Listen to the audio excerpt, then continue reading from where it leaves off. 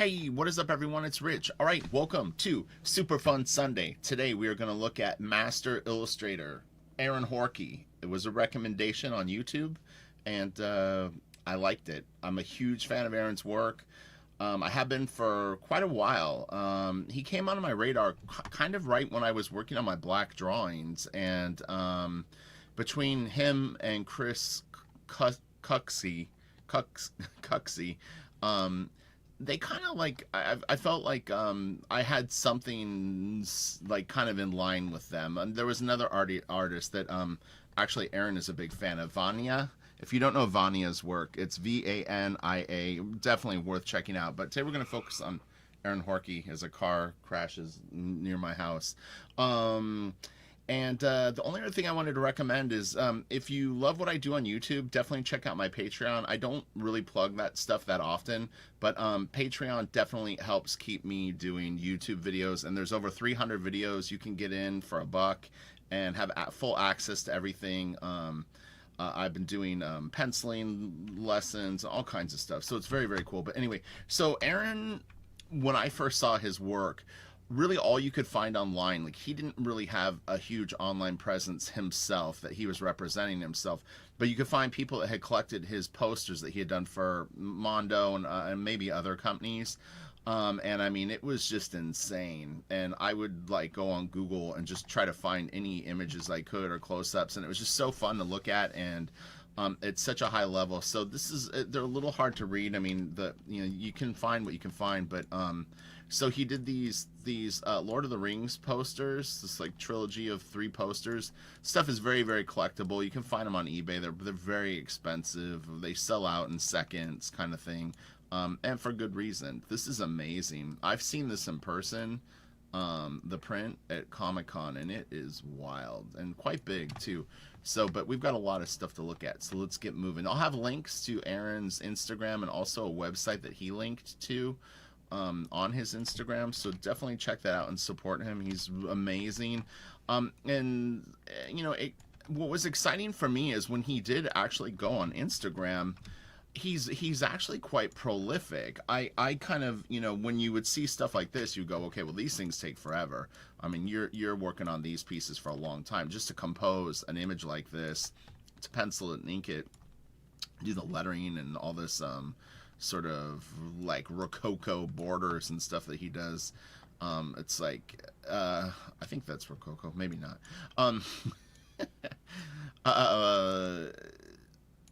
You know, it's very time consuming, but he'll a lot of times post like a drawing a day, you know, small ones. But I have a few open, I think, but I mean, it's really, really staggering what this guy does. And really, really beautiful work. So let's keep going because there's more detailed stuff that we'll get a look at. So here's a Pan's Labyrinth piece that he did. Zoom in a little bit. But yeah, I mean, if you think you're doing detailed work, this guy's gonna humble you pretty hard.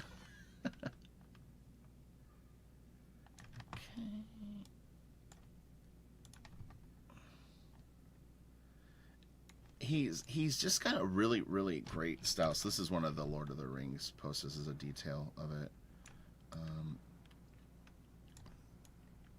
Yeah, it's very, very cool art. I believe that he inks a lot of this stuff with a Rotring, Rotring, rapidograph. That's not to say it's the only tool that he uses, but this is a There Will Be Blood poster, which is fantastic. It's one of the real pinnacles of his movie poster pieces, and for good reason. It's ridiculously good.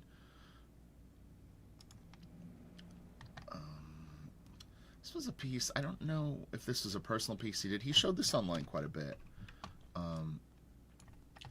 You'll notice a lot of sort of encrypted sort of animals and insects in his work. It's definitely a theme that he goes back to a lot. Also, like grass and things like that tend to appear a lot. I mean, he has a lot of interests, so this is this. I couldn't really find any big scans of this piece. It's hard to see it with the color, too. Yeah, see, it gets kind of blown out, the detail.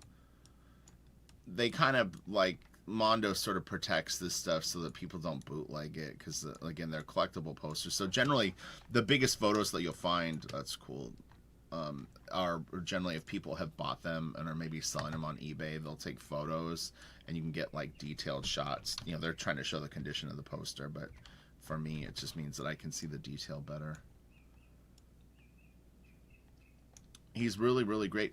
I don't know if he does set some of this stuff up maybe with Illustrator. He also does graffiti art and like huge murals. So, but you know, it's hard to say if he projects the breakdown on the wall. I haven't seen the whole process, but I mean, there is a possibility that some of this stuff is maybe set up in like a digital program, and then transferred to the board for these final pieces. I don't know that for a fact though, but you know, he clearly doesn't clone stuff in terms of like, you know, if you go back and forth and look at the edges, you'll see the detailing is different on things, and it's usually not a mirror image, which can look a little sort of uninspired. I mean, these are close to that. The shapes are the same, but he re-inked them so they have different character. You don't look at it and just go like, oh yeah, like there's the circle and the open one there. You see how it's different here. So someone had asked me about that. I would say that you need to use that kind of stuff sparingly, because if it becomes obvious in your work, it can look a little lazy. So this is where it's going to get good, because we're going to get to see a lot of his little sketches and detailed drawings. This is all from Instagram. So, but again, it was a request, and I thought, you know what, it's a great request. It's different. I'm just into art. If you haven't noticed that from my channel, it's like I don't really get involved in much other than just if I see an artist that does great work, that's what I'm into. Everything else is just you know, a distraction from what my focus is. So this is really cool. Again, it's probably the Rot Ring rapidograph, you know. It's a very good possibility, and I've used those before. It's no different really than a Micron or rapidograph. It's got a little bit of a different vibe. It's a little softer than a Koh-i-Noor, but it's all negligible. The Copic multi-liners would be fine. You don't need to go out and like hunt down the exact pen this guy uses. That's not it's not what's making the marks. It's his ability to draw that does this. A Copic multi-liner could knock this stuff out of the park really, really well. I don't know what kind of paper he uses. I'm sure people have asked him ad nauseum every time he posts a single piece of art. So when you go to his Instagram, if you want to like kind of dig around for questions like that, it might be in his hashtags too. Some people like to talk kind of like, you know, it's like use some sort of French, you know, blah, blah, blah paper. I'm not saying that he does that though, but this is great. Love these little open marks. And then the sort of like, I don't know, I mean, you could refer to it as like taupey style, sort of the sweeping hatches. It's nice, really good. Yeah, he's awesome. He's such a great artist. He's a great draftsman and a great technician, and has got a really cool vision. I mean, I think that his stuff is pretty identifiable. Like if you saw his pieces online, you would recognize there's a few kind of people trying to do Aaron, post Aaron. A couple of them are pretty good, but you know, if you're going to be heavily influenced by someone like this guy, I would say that you need to mix up your content at the very least. Like try to avoid themes that the artist uses if you're going to use their technique. It's a weird thing because that's, I think, where it becomes problematic in my opinion, is when someone draws like someone and they don't really come up with ideas that go beyond the original artist's ideas. Or at least go down a different path. This is what I want to see. It kind of got buried. So this is a bit of a detail of the There Will Be Blood poster. Let's zoom in. Really nice. He may have gone in with a little bit of white and done these sort of where like the disintegration lines. I'm not saying that he did, but it's possible that maybe he did like another hatch or even multiple hatches through some of the smoke to get the more broke up thing. I mean, you could also just draw it that way if you wanted to. And again, really, really nice. Just the bordering and stuff like that on it is really nuts. Very time-consuming techniques, but you know, when you're doing it on something like a movie poster like this, the value of it is worth it. You know, like if you were doing comic book pages and your panel borders were going to be like that, might be a little overblown. But for an illustration, kind of anything goes. How deep do you want to dig to do it? This is great.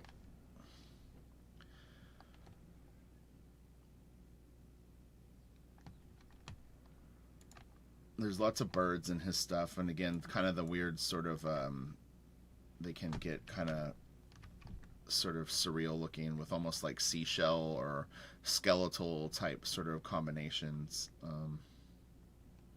But yeah, you know, I mean, the thing is like, if you are interested in doing stuff like this and you draw decently, the nice thing about art like this is that like, you know, he didn't really have to learn how to draw like a full bird. I'm not saying that he couldn't, but you know what I mean? Like, it's like, if you could draw grass and some weird stuff and shade stuff, you can probably at least get moving in a direction. And, you know, then obviously you're going to have to refine things and get better and better. This is nice. He's got a lot of photos of like spiders on his Instagram feed.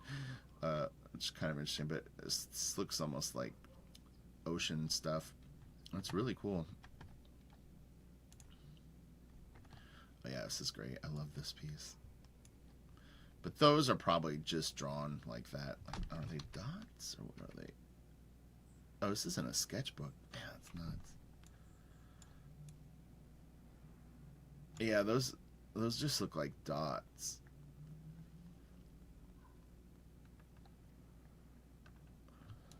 Sometimes if you start running white through stuff, it can look a little sort of generic. I've found, like, when I've never been a fan of inkers that like throw white lines through the ends of their feathering and stuff like that. Although I've used it as a gimmick before, because if the assumption is some people like it, you can use it as sort of a seasoning. But if you do it too much, it can kind of look sort of lame, I think. My opinion.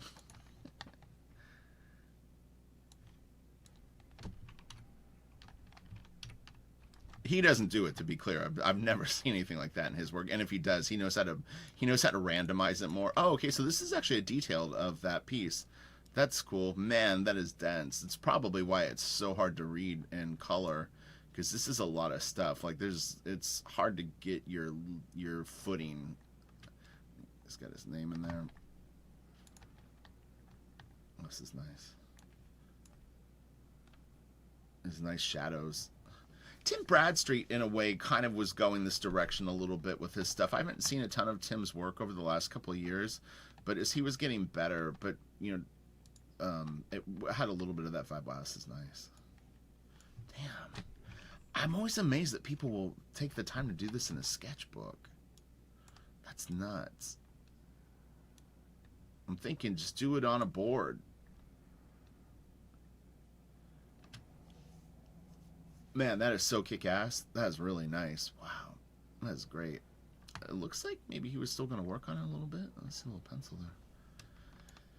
Whew. Boy, that is good. That is really, really good. So it's 2017. Man, it's awesome. This is nice. But yeah, I mean, you know, I think honestly, when I look at this guy's stuff, I just see Aaron. I think that you could try to compare it to other people's work, but it's kind of unnecessary, really. This is just a unique. It's like he does pen and ink, and he does these cool, interesting drawings. It's not Mobius, it's not Franklin Booth, or, you know, like, it's just, this is Horkey. Like, that's really, really neat. This is a great piece. He's shown this a lot. A lot of iterations of it. I think I have a detailed shot of it. Man, that's so cool. Arthur Adams occasionally gets like lighting like this on some of his pieces. There's a Monkey Man and O'Brien pinup that he did where he's underwater, and it's got a bit of this feel. It's really, really beautiful. That's nice. Yeah, you know, it's sort of biological, organic. It's cool. Oh yeah, a little bit of a detail.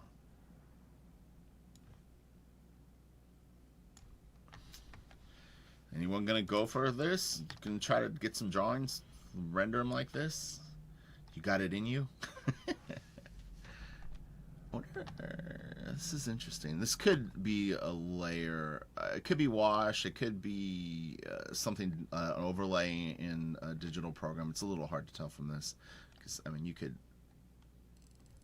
could have a high-res scan of artboard with wash, and have an effect like that. Man, that is sick. God, is this another sketchbook piece?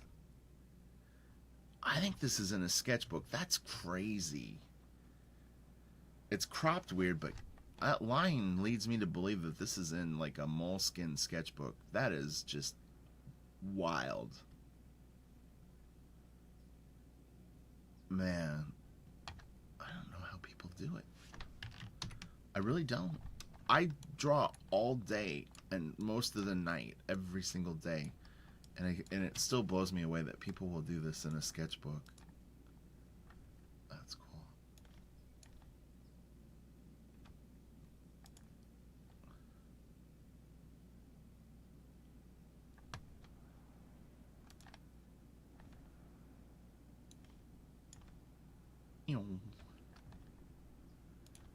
Right. Oh man, that's cool. That looks like a print of it. Unless it could be the original, but man, that is wild. Almost looks like it's not finished. Maybe this is a piece in progress, or it could be a jam piece. Some of these guys do jam pieces with other artists occasionally. I don't know if we'll be able to see another shot of it. Oh, there's a detailed shot of it. So the feathering may be a brush. I mean, I don't really care about that stuff, honestly. When I do videos like this, I will dissect things more just because I think people might be curious. They look like little thin brush strokes to me, but honestly, I don't really care. When I look at it on my own, I'm looking at the big picture. I'm looking at the concepts and stuff like that. I really just, the minutia is either you can do it or not. But I mean, obviously I had to build up to that, but it's not, I don't really care about detail. I always use this example. Someone had shown me a book one time, and they said, what do you think of this? And I was like looking at it, and I said, I don't know, I think it looks good. Like the colors look good, drawings are nice. They're like, yeah, but it's not inked. And I didn't even notice because I wasn't looking for that. I look at the drawings and the layout and the concept, but the technique to me is just, again, it's an incidental thing that yeah, you have to have really good technique to draw well. I mean, you don't have to, but you have to have mastered your technique. It doesn't necessarily have to be refined. It can be real messy and go a lot of different directions, but ultimately it's just like you need to have a consistent delivery that you use, whatever that means to you. It can vary quite a bit, honestly. I mean, there's artists like Mobius that worked in many different styles, but the level of artistry in his work was at a high level. That's the difference. But this is a really cool little drawing. This is nice too. Yeah, so this was kind of the stuff that he was actually posting fairly frequently on Instagram, which was really, really exciting because I never in a million years thought that I would be able to see his work on a consistent basis, sort of based on the first couple of years that I was aware of his work, and trying to find it. It's like Vanya. Vanya just kind of fell off the face of the earth, as far as I know. I've seen maybe one or two new pieces in like the last 8 years. There may be more, but yeah, I mean, it was like I followed him on MySpace and then got his book, and when MySpace went away, it was like he was kind of gone. I don't know. I think he's still out there, but I don't know what he's up to. It's a nice little drawing. And this is, I think, the main pen that he uses. So it's a 018. It's the same size rapidograph that I use, one of them. There's a 018, 0.18, and a 0.13. And they may even get smaller. I can't think off the top of my head. But these are pretty expensive. The old rot rings, you could actually replace the cartridge. Like the pen itself, you could keep and then replace the cartridges. But again, Copic multiliners are quite good. So, you know, if you have easier access to them and they're a little bit more affordable, it's not gonna, you'll be fine. Oh yeah, this is cool. It's such a great piece, man. I would love to get a copy of this one day. It's just very expensive.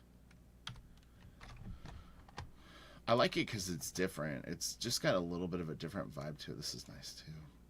He's great at snakes. I don't know if I have the snake piece in here, but there's a down shot that he did of a snake that was really cool. This is nice. Man, it's crazy. Okay. Oh yeah. But yeah, I really don't know much about this guy. He credits himself as being from the Midwest, or at least living in the Midwest now. I get the impression that he's got a kid, and he does sometimes collaborations with his son or daughter, and they're pretty talented for a little kid. Honestly, like they're pretty good little drawings, and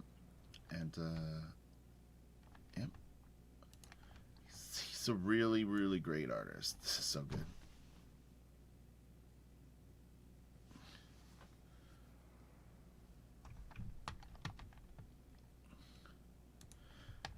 Most of the poster artists, and again, I'm not referring to Aaron in this, is they generally will have part of their workflow be digital, whatever that means. But it's like there's generally a back and forth. Some really actually work all digital, and some don't. Aaron doesn't. And again, if you go to his Instagram, you can actually see some of his graffiti art and mural paintings that he's done that are really phenomenal. I kind of focus more on this for this video. It was tough. I had opened like 250 images initially to do this video, and then the program was too bogged down with stuff open and it crashed. And so this was like a second attempt at it, and I didn't grab as much of the other stuff. This is one of the pieces I was talking about, the snake. That's just nuts. That's really time consuming. Needless to say. But again, those thinner, they could be tapered pen, like him drawing feathered lines, or they could be feathered lines.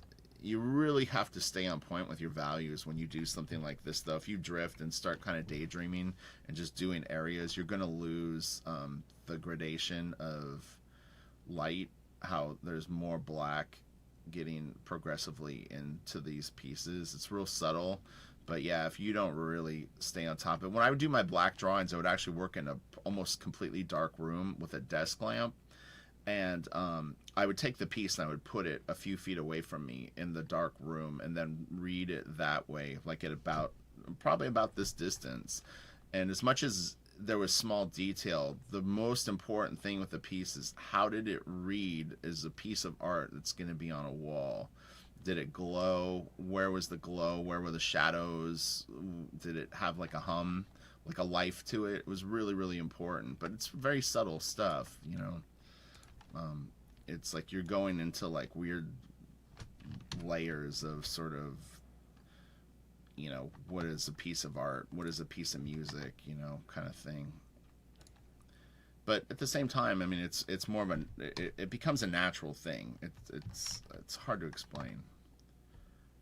I'm looking for it because I can explain it, but it's what I'm driven to do, what this guy probably is driven to do, you know. It's English, not math, if that makes sense. But when you explain stuff, it ends up being math. That's what it's like. People confuse that because I try to explain it. They'll go, oh, they don't think of it like this. They just do it. It comes out of them. It's like, yeah, I know. But I'm trying to explain it to people that maybe want to get to that point or develop those same skills, you know. So there's always a point where you're trying to figure stuff out, and it's more like patterns and stuff like that. And once you've mastered your patterns, then you can do stuff like this. All right? Trust me, I know what I'm talking about. Been around the block a few times with the art.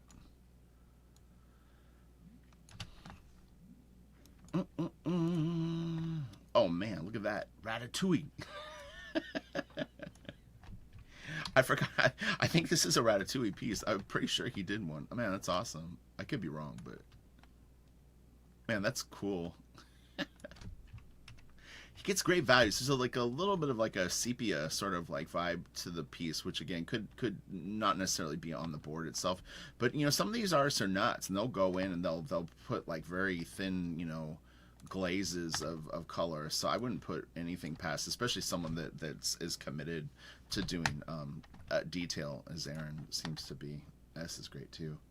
The one thing that you'll notice, though, going through this body of work, and it's something that I had to address in my own work, it's very, very difficult to work in this style and do a lot of, like, human faces. Attractive women, men. You can do it. I mean, I think Travis was a good example of a comic book artist that was able to figure out how to render the shit out of, like, faces and still have them look soft. A lot of times it can end up looking kind of brittle and you know, like woodcut kind of stuff. And, I mean, that's an aesthetic, but you know, Aaron may not have an interest in drawing like not portraits, but you know what I mean, characterizing more. But as a lot of us are comic book artists, to port this into a comic book style, if you like, a good example would be Cerebus. Dave Sim did all the characters. Gerhard did the backgrounds like this. Again, the blend wasn't necessarily that people's faces were rendered this way.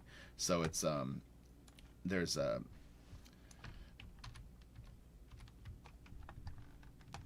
meeting place that you would have to find in your own work that looks comfortable and is aesthetically pleasing.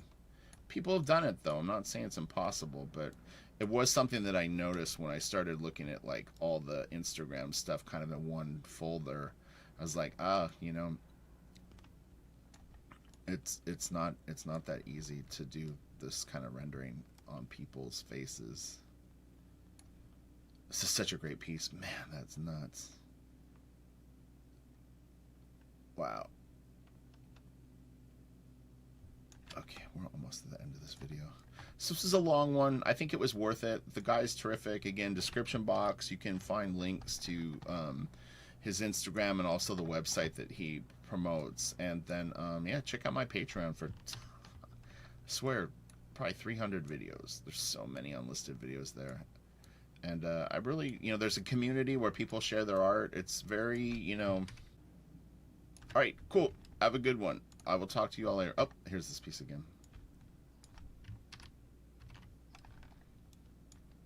Yeah, that's really nice. Okay, cool. Talk to you all later. Bye.